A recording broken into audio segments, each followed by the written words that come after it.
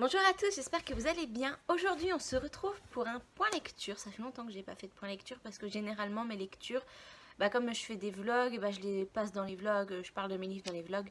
Bref, tout ça pour vous dire que je fais un point lecture qui va être aussi un bilan du coup du challenge Horizon qui avait été organisé du coup par Ingrid la lectrice pour le mois de septembre. Il y a juste une lecture que je vais vous présenter au début qui avait été lue avant ce mois-là, donc du coup il comptait pas du tout dans le challenge. Bref, on va commencer maintenant. J'espère que cette vidéo vous plaira. Et ces lectures aussi, pardon, je me rattrape, ces lectures font aussi partie du Pumpkin Autumn Challenge. C'est-à-dire que c'était des livres que j'avais réussi aussi à caser dans des catégories. Si vous voulez savoir quel livre correspond à quelle catégorie, je vous laisserai aller regarder du coup les vidéos de mes pales de ces deux différents challenges. Voilà, donc on commence tout de suite. On commence avec L'amour et tout ce qui va avec de Kristen Higgins, donc c'est chez Mosaïque Poche. Voilà, donc c'est un très beau petit livre coloré, c'était parfait. Je crois que je l'ai lu en août, fin août, donc pendant l'été, donc c'était très très bien. Donc dans cette histoire, on suit Cali qui, en fait on arrive dans le livre, c'est le jour de ses 30 ans, c'est son anniversaire. Et le jour de ses 30 ans, elle a toujours cet espoir, enfin ce rêve que son ex-petite amie se rende compte que c'est la femme de sa vie, petite amie slash, enfin ex-petite amie slash patron actuel, se rendre compte qu'il l'aime, que c'est la femme de sa vie, bref, enfin, sortez les violons quoi. Et, ce jour-là, il lui offre un joli cadeau. Elle est super émue et bam, dans la foulée, il lui annonce qu'il a rencontré quelqu'un et que, enfin voilà, cette personne va même venir travailler avec eux, que ça va être la petite nouvelle, Miss Parfaite, un petit peu, enfin voilà, c'est vraiment parfaite jusqu'au bout des ongles. Et du coup, elle va, comment dire, mal le vivre parce que c'est quelqu'un qui est très... Allez, le mot, très émotionnel, pas du tout, très émotionnellement sensible. Voilà, elle est très sensible. Ouh, la galère, ça commence. Donc c'est quelqu'un qui est quand même très sensible, qui vit les choses à fond. C'est-à-dire que s'il y a une femme qu'elle connaît pas qui va pleurer à côté d'elle, elle va pleurer avec elle. Enfin, c'est totalement dans son caractère. Donc elle va être complètement dépitée. À noter que le jour de son anniversaire, sa mère lui organise sa fête d'anniversaire dans le funérarium familial. En fait, sa mère, elle dirige le funérarium et du coup, les fêtes importantes, elles se passent au funérarium. Donc pendant qu'elle fête son anniversaire, il y a il y a une cérémonie juste à côté en même temps. Enfin voilà, un truc de taré. Comment C'est une famille un petit peu dysfonctionnelle, on va dire. Et voilà. Bref, pour en revenir à cette histoire de cœur, pour ne pas se laisser abattre, elle va décider de vivre une histoire d'amour, de vivre quelque chose, parce qu'elle se dit pourquoi lui il vivrait quelque chose et moi je m'en empêcherais, tout ça pour l'attendre, ça sert à rien. Et puis si ça peut avoir comme effet secondaire de le rendre un petit peu jaloux, c'est tout bénef pour elle. Donc voilà où on en est pour Kali. Et d'un autre côté, on suit aussi Yann, enfin non, on ne le suit pas je crois. On le suit pas, mais c'est un protagoniste essentiel de l'histoire puisque c'est le personnage masculin de cette romance. Donc on suit Yann qui est le nouveau vétérinaire arrivé dans la ville et qui n'est pas très sympathique. Il communique beaucoup mieux avec les animaux qu'avec les humains et surtout avec la jante féminine. On sent qu'il y a eu un passif avec une ex et que voilà, il y a quelque chose qui a été brisé entre lui et la jante féminine. Et Kali qui elle est toujours optimiste, qui vit les choses à 200%, elle va se donner comme challenge, vu que l'entreprise où elle travaille, c'est une entreprise de publicité, de le rendre sympathique aux gens, d'organiser des trucs pour l'aider en fait à être plus sympathique, même si lui ne l'est pas trop avec elle au début. Voilà un petit peu le concept de l'histoire. Je vais pas en dire plus parce que ça reste quand même... c'est un one shot, donc si j'en dis plus tout de suite, puis il est pas très gros. Enfin, ça va encore, j'ai envie de dire... presque 500 pages pour un poche, ça va encore. Mais voilà, je vais pas en dire plus. Je pense que là j'en ai déjà dit assez. Et donc du coup je vais passer tout de suite du coup à mon avis. du coup c'est reparti pour les du coup.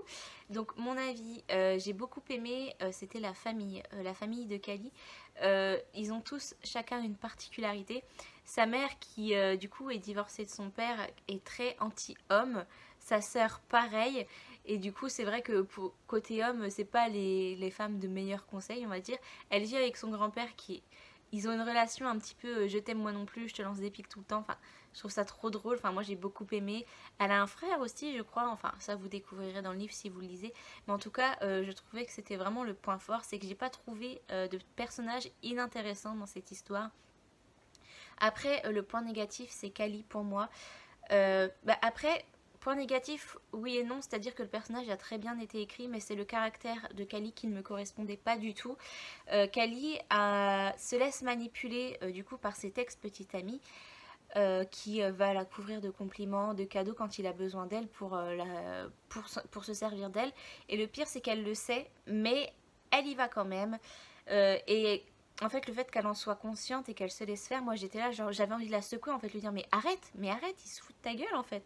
Mais bon, je pouvais rien dire, je devais la laisser faire, je devais la lire.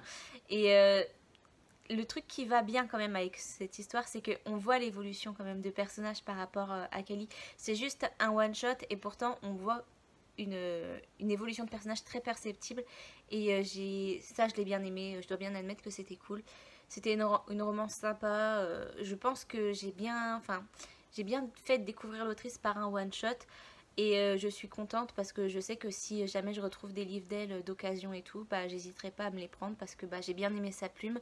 Il y a une dose d'humour qui va pas me faire rire aux larmes, mais qui est présente et qui rend l'histoire un peu plus, qui la met un peu plus en relief, qui nous fait ressentir plus d'émotions. Et voilà, il y a une touche d'humour bien placée, des fois fine et tout, enfin j'aime bien. Voilà, j'ai bien aimé cette lecture. C'était pas la lecture du siècle, mais c'était très bien. Je sais pas si je me souviendrai de cette romance dans 2 ans, mais en tout cas, je me souviendrai que j'ai bien aimé l'autrice et que j'ai bien aimé son écriture. Ensuite, là, on va passer du coup aux lectures que j'ai faites pendant le mois de septembre, donc pour le Pumpkin Autumn Challenge et principalement du coup pour le challenge Horizon. Donc on commence par Cœur salé de Cathy Cassidy, donc c'est le tome 3.5 de la saga Les filles au chocolat aux éditions Nathan. J'ai failli dire PKJ mais non, c'est Nathan. Donc bah voilà, moi j'adore les couvertures, la pleine de muffins, enfin je trouve ça trop beau. C'est un tout petit livre, il fait 120 pages je crois à peu près. Même pas, je crois il fait à peine, il fait 100 pages, voilà, parce que voilà. Tout ça là, c'est pas de la lecture, c'est des trucs où il y a des recettes. C'est sympa ça aussi, ils mettent les recettes des personnages dans le bouquin. Mais sinon, il y a tout ça de lecture. Vous voyez, c'est pas énorme. Et c'était plutôt sympa. Donc dans ce tome là, on suit Shea Fletcher, je crois. Oui, Shea Fletcher, qui est le petit ami de Sherry, qui est dans le tome 1. Donc c'est Cœur cerise, donc c'est le personnage principal du tome 1. Et du coup, on suit Shea qui... Et bah, un peu le truc typique des surfeurs qui font de la guitare, qui chantent.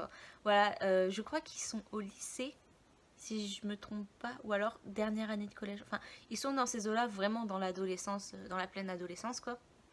Et du coup, il voit son rêve se réaliser quand un agent vient le démarcher, en fait, lui dire voilà, j'aime ce que tu fais, j'ai envie de te produire et tout.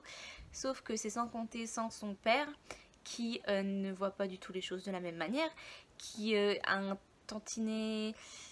un problème de contrôle sur sa famille et tout le monde. Et du coup, bah voilà, Shea est en pleine tourmente par rapport à ça parce que son père lui met des bâtons dans les roues. Et d'un autre côté, donc du coup, côté cœur, on a Sherry, donc on retrouve Sherry, qui elle a l'impression que bah, Shea est toujours amoureux de son ex. Et du coup, elle a un peu... voilà, côté cœur, c'est pas la joie non plus pour lui, donc on va le voir se débattre avec ces situations-là. À la maison, c'est pas facile. À l'école, c'est pas facile non plus, bah, parce qu'il peut pas être. Enfin voilà, ça se passe pas bien avec sa chérie. Donc voilà, on va voir un adolescent dans la tourmente. C'était cool, j'ai bien aimé. Ce que j'ai bien aimé, c'est que du coup, on revenait sur certains événements du tome 1, mais du point de vue de Shea. Enfin, Shea expliquait comment il a vécu les choses quand il a rencontré Sherry. Et ça, c'était vraiment sympa. Voilà, on arrive à... Je sais pas, j'aime bien. Enfin, c'est vraiment une saga que j'aime bien. Une saga jeunesse que j'aime bien. L'autrice écrit simplement, il n'y a pas de... Il n'y a pas de lézard dans cette écriture, vraiment pour les jeunes c'est juste génial. En plus avec la problématique des problèmes familiaux là dans cette histoire, de l'exigence d'un père, enfin vous voyez ce que je veux dire. Vous voyez ce que je veux dire? Peut-être pas, je sais pas pourquoi j'ai dit ça. En ce moment je dis souvent ça quand je parle à quelqu'un, c'est tu vois ce que je veux dire? Allez, tu vois ce que je veux dire? Bref, vous voyez ce que je veux dire. En tout cas c'était sympa, une bonne petite lecture très très rapide pour un challenge, c'est tout ce qu'il faut quand on est en retard comme moi souvent. Et j'ai lu, d'ailleurs, en parlant de lire rapidement quand on est en retard, j'ai trouvé à Carrefour, donc pile dans le mois de septembre, la BD Cœur Cerise à 1 €. Donc j'ai fait, bah vas-y, en fait, hein, prends-le. Et du coup, bah là, c'est l'histoire de Chéri qui... Chéri Costello, du coup, 13 ans. Je lis pas du tout le truc. Donc là, bah, vous pouvez voir, c'est Chéri. Et là, c'est Chez, justement. Ça fait une petite illustration. Donc bref, Chéri Costello, qui, je rappelle, hein, du coup, pour ceux qui n'ont pas vu mon point lecture là-dessus, qui vit avec son père, sa mère n'est pas là. On apprend au fur et à mesure de l'histoire pourquoi, enfin, ce qui lui est arrivé, enfin, pourquoi elle n'est pas là. Et du coup, il a rencontré une femme qui a 4 filles, et du coup, encore le du coup, et donc, elle va emménager avec son père chez cette femme-là et ses 4 filles, donc ses 4 demi-sœurs, et elles vont former à elles 5 les filles au chocolat. Et on suit leurs histoires à travers les tomes. La problématique de Chéri, c'est qu'elle a tendance à mentir un petit peu sur sa vie, à enjoliver les choses, ce qui lui porte préjudice dans l'histoire, on s'en doute. Et elle est amoureuse du petit copain d'une de ses demi-sœurs. Celle qui ne l'aime pas, bien sûr.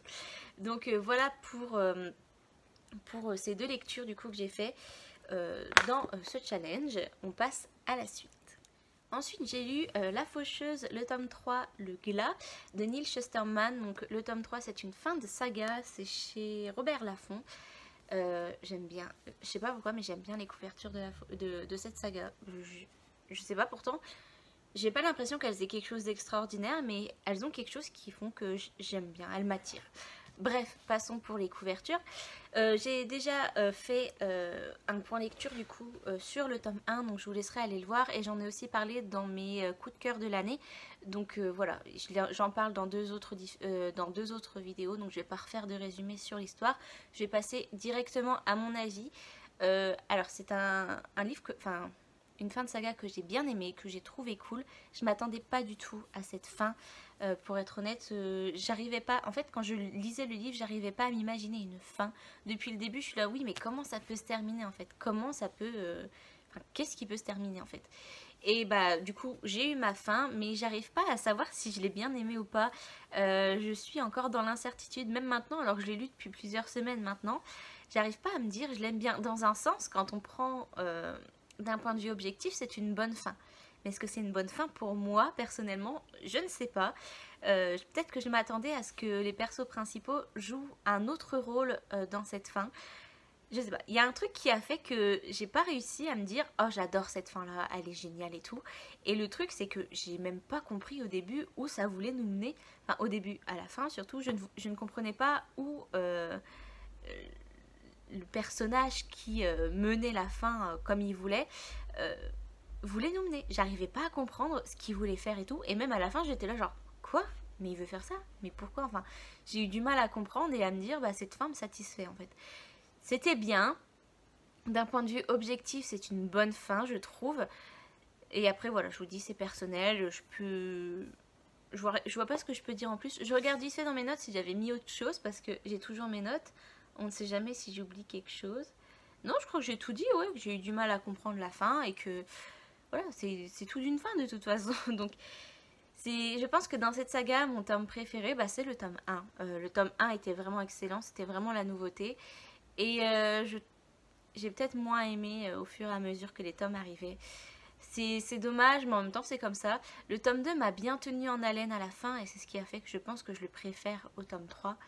À la fin j'étais là genre mais what, mais qu'est-ce qui s'est passé, enfin je comprends pas. Et du coup voilà, c'est ce qui fait que je pense que je préfère le tome 2 au tome 3, même si le tome 3 ne manque pas d'action, ne manque pas d'informations. Bon, il n'y a pas de l'action tout le temps, mais dans ce qui se dit, enfin voilà, il se passe des choses quoi. Il se passe tout le temps des choses, même si c'est pas physique, c'est pas inintéressant et c'est vraiment très très bien. L'auteur sait tenir en haleine, je trouve, et sait déposer des petites informations qui font qu'on ne s'ennuie pas et qu'on a envie de continuer à lire le livre. Donc pourtant c'est un beau bébé, hein, mais c'est vraiment un bon gros bébé. C'était vraiment bien. Quand je pense à cette saga, j'en garde quand même un excellent souvenir. Je me dis que c'est quand même une très bonne intrigue, très originale, et je ne peux que la conseiller. Et voilà. Voilà, donc c'était très très bien. une autre fin de saga, donc c'est Lady Helen, le tome 3, L'ombre des mauvais jours de Alison Goodman aux éditions Gallimard Jeunesse. Alors pareil, j'ai déjà parlé du tome 1 et du tome 2 du coup, j'ai déjà fait des résumés. Alors je sais plus si c'est dans des vlogs ou dans des points lecture, bref j'en ai déjà parlé donc je ne vais pas réitérer parce que de toute façon je sais plus ce que j'ai dit exactement et j'ai soif. Bref, on va en passer directement par mon avis qui rejoint quand même pas mal l'avis du tome 1 pour être honnête. Donc voilà, ça se termine, mais c'était lent. Oh, le début était très lent, beaucoup trop lent pour moi. On aurait pu enlever une bonne partie, je pense. La fin, ça s'accélère, la fin est cool, vraiment la fin est bonne. J'ai beaucoup aimé la fin, c'est une fin qui m'a satisfaite. Mais moi le méchant principal je l'avais capté, j'avais des suspicions tome 1, je l'ai capté à 100% tome 2 et moi j'étais là genre mais ça met trop de temps quoi, mais arrêtez, on sait déjà qui c'est obvious qui c'est en fait. Donc voilà, c'est un gros point noir je trouve à cette saga, c'est la lenteur. Enfin, au bout d'un moment on a compris, c'est joli, on est dans les temps anciens mais il faut que ça bouge aussi quoi. Puis le caractère de Lady Helen, je trouve qu'il n'a pas beaucoup changé, elle se laisse toujours marcher sur les pieds par les mecs. Bordel, vous avez un personnage principal féminin, faites-en une fille qui se laisse pas faire quoi. Enfin moi c'est ce que je voulais. Après je peux comprendre que l'autrice a voulu faire une représentation, mais vu le rôle qu'elle a et vu les responsabilités qu'elle a, je trouve que le caractère qu'elle avait n'était pas cohérent. C'est comme si c'était un personnage principal qui voulait être un personnage secondaire. Et moi, c'est pas trop ce que je recherche quand je lis un livre en fait. Je veux que le personnage principal porte ses balls et soit le personnage principal et qu'il se laisse pas marcher sur les pieds. Après, on peut pas avoir que des livres comme ça, c'est clair. Mais moi, ça me correspond plus à un livre où voilà, on a une femme badass. Même si ça peut faire un petit peu récurrent, un petit peu trop banal. Moi, j'aime bien, voilà, quand je vois un livre comme ça, surtout quand on en arrive au tome 3, qu'elle se laisse plus marcher sur les pieds quoi. On voit que dans sa tête elle pense, elle dit voilà il me dit ça mais je m'en fiche, enfin voilà je pense pas comme ça mais je veux des actes en fait. Et c'est toujours ce que j'ai reproché à cette saga. J'ai l'impression de me répéter en fait quand je dis ça, donc c'est toujours ce que j'ai reproché quoi. Vraiment j'ai envie qu'elle montre ce qu'elle pense et qu'elle se laisse pas faire quoi. Bref, démarrage trop lent, une bonne fin mais un personnage qui malgré qu'elle soit très intéressante m'a un petit peu fait lever les yeux au ciel. Au bout d'un moment j'étais là genre mais bouge quoi, réfléchis par toi-même, mais rends-toi compte, enfin je sais pas, réfléchis quoi. Mais bon, c'est pas grave, ça reste quand même, ça reste une bonne saga en soi, mais qui me correspond peut-être un peu moins, même si le thème des années 1812 est très intéressant et que j'ai beaucoup aimé me retrouver dans ces années-là. Voilà, c'est vraiment les descriptifs incessants, où il y a même des moments où je sautais des paragraphes descriptifs parce que j'avais compris que c'était comme ça depuis le tome 1, on me le décrit comme ça, j'avais compris qu'il était comme ça. Enfin bref, globalement, c'est une bonne histoire, mais qui mériterait un peu plus de punch à mon avis. Et voilà, je pense que j'ai tout dit. Les couvertures sont magnifiques par contre, hein, que ce soit du tome 1 au tome 3. Ah si, je sais pas si vous allez voir, il a pris l'eau. Je l'ai mis dans un sac avec une bouteille, ils ne sont pas appréciés. Je sais pas pourquoi j'ai fait ça. J'ai rangé rapidement et il y a l'eau qui a coulé dessus. J'étais dégoûtée, j'ai cru qu'il était mort. Mais non, c'est bon, il a séché, les pages ne se sont pas arrachées. Mais oui, sinon, il a vécu la guerre lui aussi. Bref, on passe à la prochaine lecture qui, je crois, est la dernière. Et enfin, on termine par un thriller, donc c'est le syndrome E de Franck Tillier. Alors je crois que j'en ai parlé dans une vidéo Book Haul et dans un vlog. J'avais vraiment très envie de lire ce livre. Je suis très contente de l'avoir lu, j'ai passé un très bon moment de lecture. On va passer au résumé tout de suite parce que sinon je vais pas arrêter de déblatérer pour tout et rien. Donc dans ce livre on suit Lucie Hennebel et Franck Charcot qui sont du coup des persos qui à la base ne sont pas du tout dans le... Enfin, ils sont dans la même saga, mais ils ont chacun leur livre en fait. Ils n'ont jamais été réunis tous les deux dans un même livre. Et là, ils sont réunis pour la première fois. Et bah, au début, ils sont pas ensemble, ils sont chacun de leur côté. Et ce qui va les réunir, bah, c'est une affaire. Donc du côté de Lucie, c'est tout simplement un film mystérieux qui va rendre aveugle un de ses amis, un de ses anciens amis. Et voilà. Et du côté de Franck Charcot, eh ben, il y a 5 cadavres qui ont été découverts sans main, sans yeux, sans cerveau. Et là on se dit, mais comment ça peut, comment ça peut se rejoindre? Et bah ça se rejoint, il y a quelque chose qui va mettre en lumière un lien entre deux enquêtes, et ils vont tous les deux on va travailler sur la même affaire et la mener à bien, voilà. Et du coup, voilà, je pense que j'ai rien d'autre à dire. Non, j'ai rien d'autre à dire, je vais pas en dire plus parce qu'il faut pas spoiler non plus l'effet d'un thriller, faut garder la surprise. Donc dans ce livre, ce qui est toujours marquant, enfin dans les livres de Franck Tillier, c'est vraiment, Franck Tillier choisit un sujet et il va y aller à fond. C'est-à-dire qu'il va rentrer dans le sujet, il va tout nous apprendre. Il nous apprend toujours des choses. Le dernier livre que j'avais lu de lui, c'était La mémoire fantôme, et c'était sur justement la mémoire, le fonctionnement du cerveau au niveau de la mémoire. Là c'est pareil, ça va être le fonctionnement du cerveau, mais d'une autre manière, de comment un fait peut déclencher une réaction dans le cerveau de l'homme et lui faire des choses. Voilà, c'est un petit peu abstrait, mais enfin voilà, je veux pas trop en dire non plus. Donc voilà, c'est toujours sur le cerveau et c'est toujours très très intéressant. Le petit bémol par rapport aux anciens livres, c'est que c'est une histoire qui est un peu moins palpitante, mais ça n'enlève rien au fait qu'elle est intéressante, passionnante, et voilà, le fil rouge est là, tout est compréhensible, il n'y a pas de point noir du tout qui se dit bah merde, comment il a pu faire ça alors, enfin voilà, c'est tous les coins, on va dire, sont bien éclairés. Pourquoi je dis ça? Vous comprenez la métaphore, j'espère, mais enfin, voilà, il n'y a pas de zone d'ombre dans ce livre, tout est bien mis en lumière. Voilà, c'est pas parce que c'est un petit peu moins actif, qu'il y a moins d'action, que c'est moins bien. Au contraire, j'ai beaucoup aimé cette lecture. C'est peut-être pas ma préférée, mais en vrai, je peux pas dire que je l'aime moins que d'autres lectures, parce que je pense que toutes les histoires que j'ai lues dans cette saga sont toutes au même niveau. C'est toujours passionnant, mais par contre, la fin, elle fait peur. Moi, la fin, elle me fait peur pour la suite. Enfin voilà, ça se finit un petit peu en cliffhanger. Et j'ai peur de ce qui s'est passé en fait dans ce cliffhanger. Et j'ai peur de lire le début de l'autre livre et me dire purée, il s'est passé un drame, c'est pas possible. Mais le truc, c'est que c'est souvent le cas avec les livres de Franck Tillier. On quitte des personnages et on les retrouve, bah merde, qu'est-ce qui s'est passé ici? Enfin, c'est Tchernobyl là-dedans dans sa tête. Enfin bref, je vais pas en dire plus, mais enfin voilà, c'était très très bien, j'ai beaucoup aimé du Franck Tillier. J'ai hâte de me procurer la suite. Je crois que c'est Gattaca, donc il faut que je me le procure rapidement pour pouvoir le lire. Je sais pas si je le lirai rapidement, mais au moins je serai rassurée de l'avoir dans ma bibliothèque. Enfin voilà, je vous conseille à 2000% la saga du coup de Franck Tillier et Lucie Nebel. Le premier livre, si ça vous intéresse, c'est Train d'enfer pour Ange Rouge. J'en ai fait aussi une revue, enfin. Bref, tout ça pour vous dire que c'était très bien, je le recommande à 3000%. Et voilà, je crois que j'ai terminé cette vidéo. J'espère qu'elle vous aura plu. N'hésitez pas à vous abonner, à laisser un petit like. On dirait que j'énumère des listes, que j'ai un truc devant moi, mais j'ai rien devant moi. Enfin, si, j'ai mes trucs de résumé. Bon, bref. Abonnez-vous, laissez un like, laissez un commentaire. Et ciao. Ciao.